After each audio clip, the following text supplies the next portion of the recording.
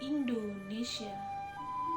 Aku kagum melihatmu berdiri di pelupuk pagi, membasuh embun yang masih tersisa dan kening malam begitu dingin.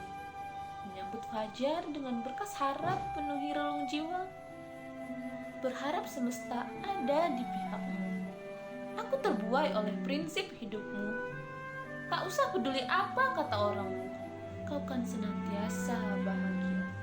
Selama kau berdiri di kaki sendiri, makan dari keringatmu dan minum dari air matamu, kau tetap setia menuntun hidupmu dan anakmu, meski susah yang menuntun mati.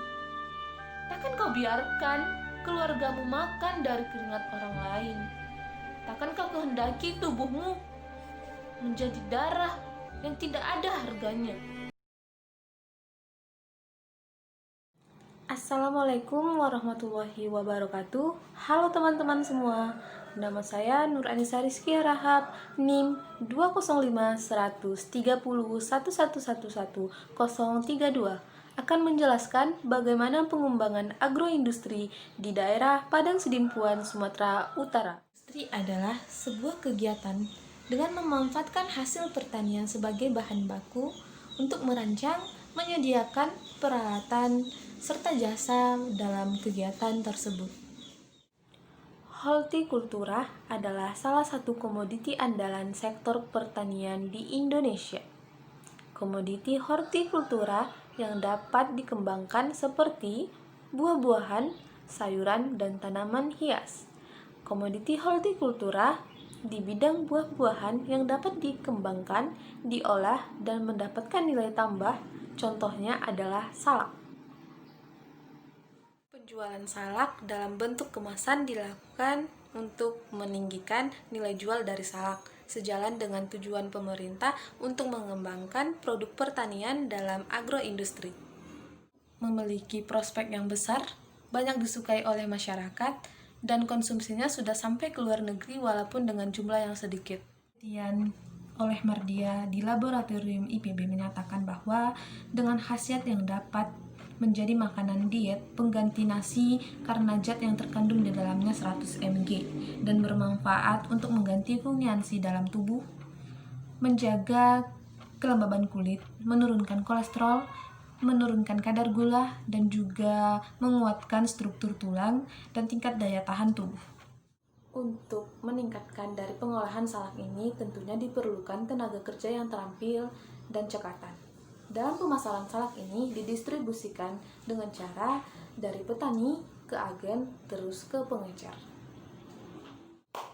Salak Padang Sidimpuan dengan rasa yang manis, asam kelat banyak disukai orang, dan dapat dijadikan sebagai manisan, tahan untuk disimpan dengan waktu yang relatif lama.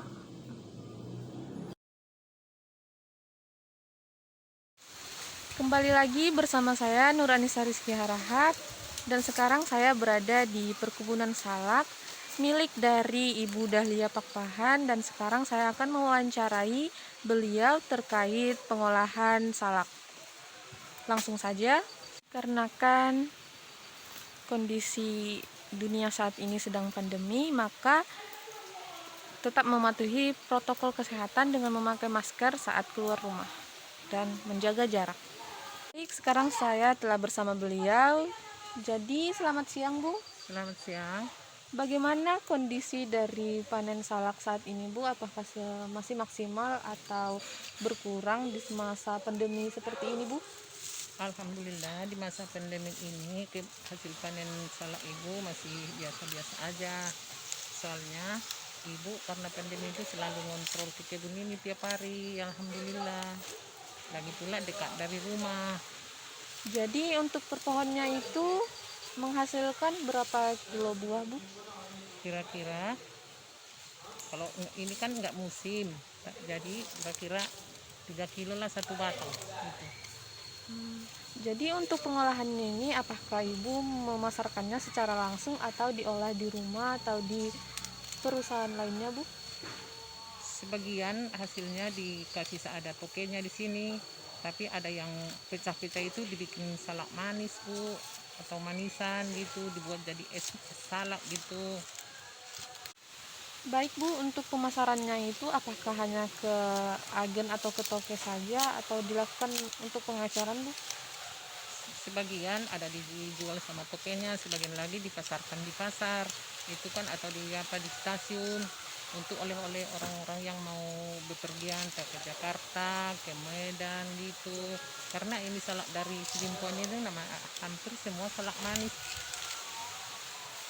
Dan untuk pengolahan salaknya itu pengembangannya seperti apa Bu? Ada yang dibuat salak, ada dibuat untuk manisan salak, ada itu pabriknya. Untuk salak yang Ibu hasilkan itu biasanya panen dalam jangka waktu berapa bulan atau berapa minggu Bu? Tergantung, kalau salak kita ini mau kita bikin yang manis-manis yang lebih bagus 1 kali sebulan, tapi kalau kita mau butuh uang 1 kali 2 minggu sudah bisa juga. Untuk kualitas dari salak yang Ibu miliki sehingga peminatnya lebih banyak itu bagaimana Bu? Kerajinan kita sih mau betuli apanya, sampah-sampahnya kita betulin biar bersih, itu tergantung, lebih bagus dia buahnya, lebih banyak buahnya.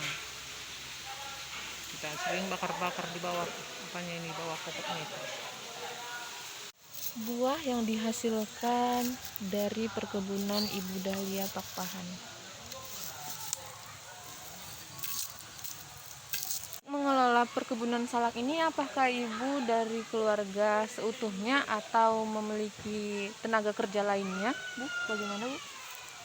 Selain dari keluarga, ada juga anggota ibu, yaitu untuk membersihkannya ibu punya anggota, untuk manennya ibu punya anggota gitu, karena ibu aja nggak sanggup sendiri untuk mengelolanya.